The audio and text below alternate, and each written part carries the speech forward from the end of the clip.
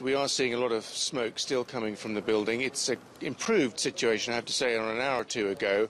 Amazingly, there were still outbursts of flames periodically coming from different parts of the building. They've deployed that huge crane you may be able to see behind me, which is directly jetting water into the middle of the building. That's a relatively new deployment. That was not here last night. I saw that arrive from a nearby fire brigade district about 2 hours ago, and now that is being brought to play to douse down the flames so that the fire brigade and the rescue services can get a better impression of the casualty toll, which people here, I'm afraid, are very confident will only mount as the day progresses. I'm joined by an eyewitness, a local resident, Mohammed Bayu, who's lived here for 34 years. He's part of the local community, and you saw last night's tragedy unfold. Tell me a little bit about how you first became aware this terrible thing was happening. I live on the other side of the building. From my bedroom, I could actually hear sirens. This was around 1:10. I looked up, opened my curtain, and then I could actually see from my window Glenford Towers on flames. So I got out. I got out of my house, got my trainers, walked over to the Glenford Towers.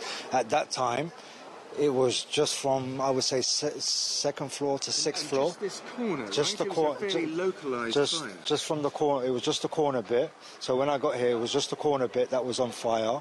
On the other side, I could still see. The building was still fine. I could still see people looking through their windows like as if it was normal, and nothing was happening.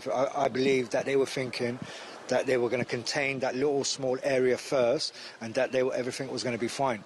So I mean, but that did not happen. That did not happen because I was there from 1:15. It got to about 1:30, and I could still see that.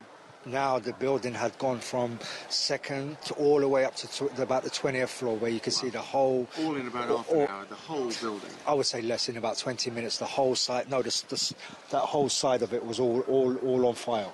The other side was still fine. I could still see people shouting, saying, help, help, help.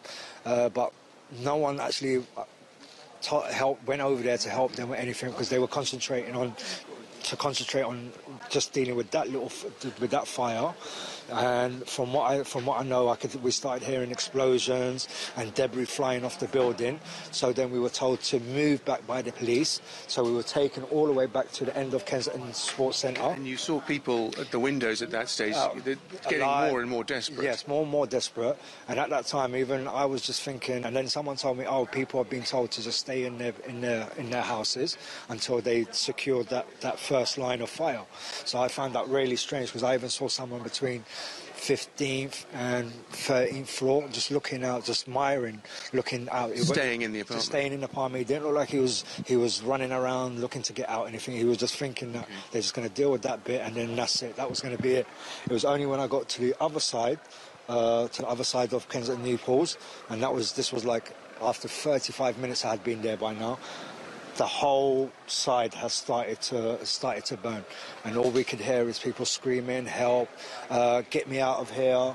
And on the other side, we could actually see kids being.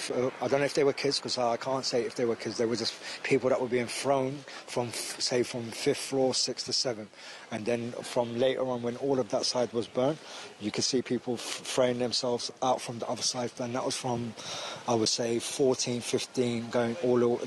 High floors, people throwing themselves out. But you can still hear, even where we were standing, you can still hear the screams of help. You're part of this local community, which, by the way, we've all seen is pulling together extraordinary scenes of contributing water and food. It's a very, very tight... But there has been, for some time, concerns about the building and the way it was refurbished. Tell me a little bit more about that. I mean, I've lived in here, as you said, 35 years, and we've always said that building has had its time. It's always had issues with it. Recently, they built a brand new college, a university college, which they got from the lottery money, and they spent it on that, which is a nice building, don't get me wrong, because all our kids can go to that college and whatnot. But we've always asked for Glenford Towers to be taken down. They didn't do that. They spent, from what I've been told, they spent 10 million on refurnish it. They put these new plastic panels going all the way down. This is the cladding everyone's talking about.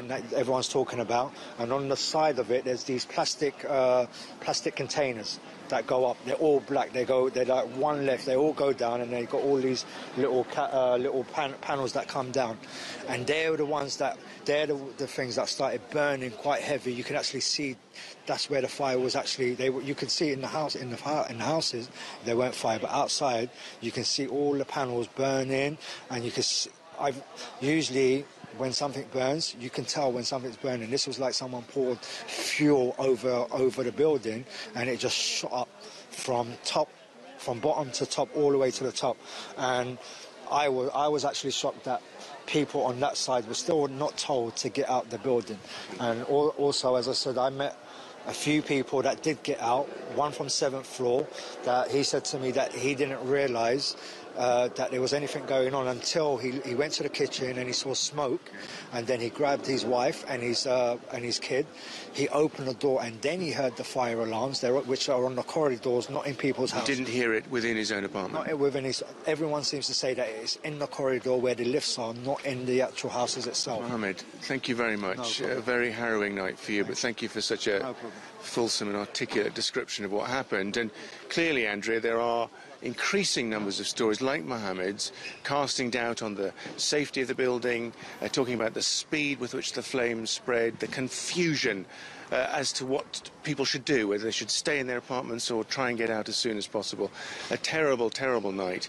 And people here are bracing themselves for the death toll, for the news about those who've lost their lives to get progressively worse as the day wears on. Back to you.